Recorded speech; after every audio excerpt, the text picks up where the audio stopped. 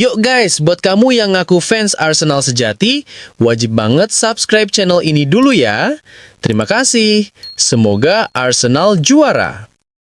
Arsenal menargetkan kemenangan besar atas Bayern Munich di Emirates demi menjaga rekor sempurna di Liga Champions. Kedua tim sama-sama meraih 4 kemenangan dari 4 laga, namun hanya satu yang bisa mempertahankan catatan tersebut. Arsenal datang dengan kepercayaan diri tinggi usai menghancurkan Tottenham melalui hat-trick Enze dan gol Trossard, sekaligus memperkokoh posisi mereka di puncak Premier League.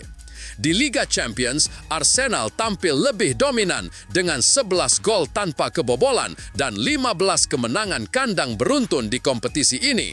Namun Bayern menjadi ujian terberat musim ini.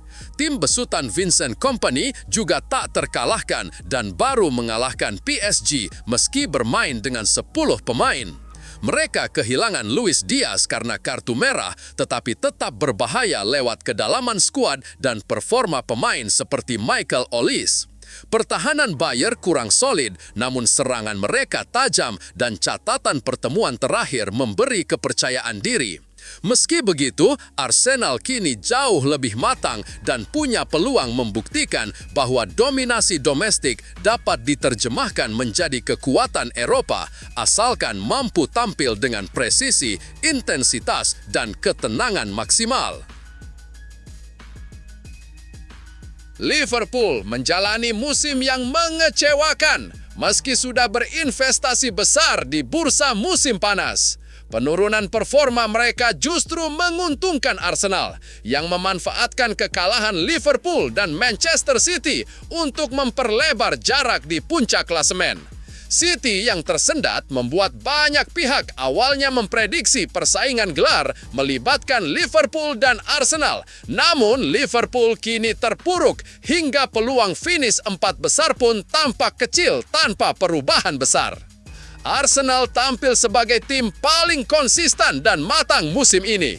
Performa stabil, keseimbangan skuad, serta perkembangan kualitas permainan menempatkan mereka dalam posisi kuat. Namun, Graham Souness menilai persaingan gelar masih terbuka karena Premier League sangat tidak terduga. Menurutnya, tekanan Liga Inggris membuat setiap tim besar bisa kehilangan momentum kapan saja. Dan ia tetap memasukkan Liverpool dalam persaingan karena dukungan supporter mereka yang tak pernah menyerah. Meski Arsenal terlihat paling siap, Souness mengingatkan bahwa intensitas Premier League membuat keunggulan apapun belum aman. Arsenal harus menjaga fokus dan konsistensi untuk mempertahankan peluang mereka hingga akhir musim. Vincent Kompany mengakui Bayern Munich memiliki masalah dalam bertahan dari situasi bola mati, sesuatu yang bisa dimanfaatkan Arsenal dan pelatih set piece mereka, Nicolas Jover. Kedua tim datang dengan performa top. Arsenal unggul 6 poin di puncak Premier League dan punya rekor sempurna di Liga Champions serta Carabao Cup. Sementara Bayern juga memimpin Bundesliga dan grup Liga Champions dengan 4 kemenangan.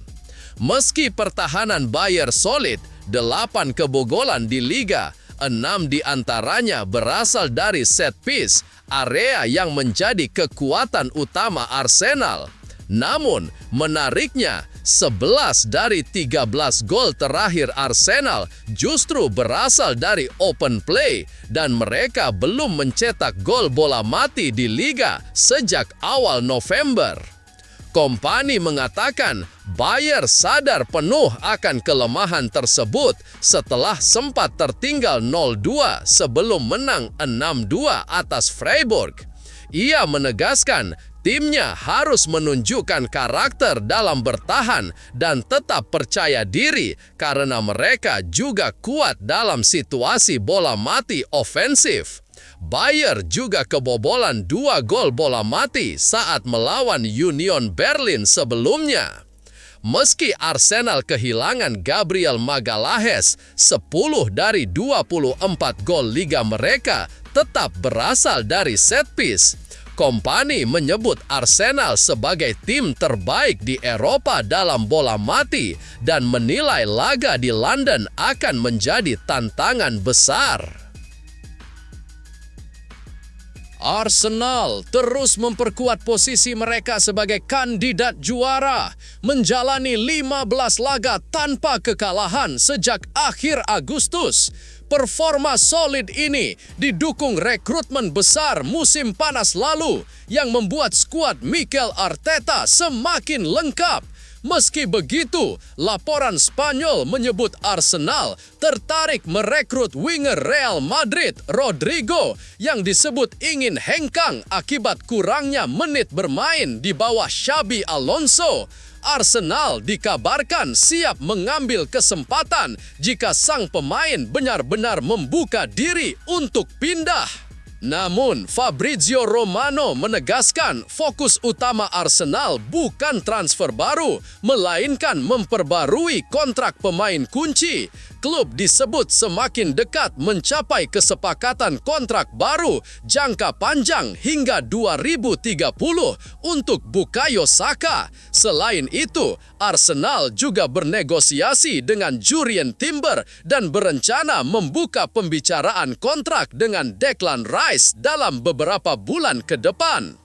Romano menegaskan Arsenal sangat puas dengan skuad saat ini dan lebih fokus mempertahankan pemain inti daripada belanja besar pada Januari, kecuali terjadi cedera besar atau situasi tak terduga.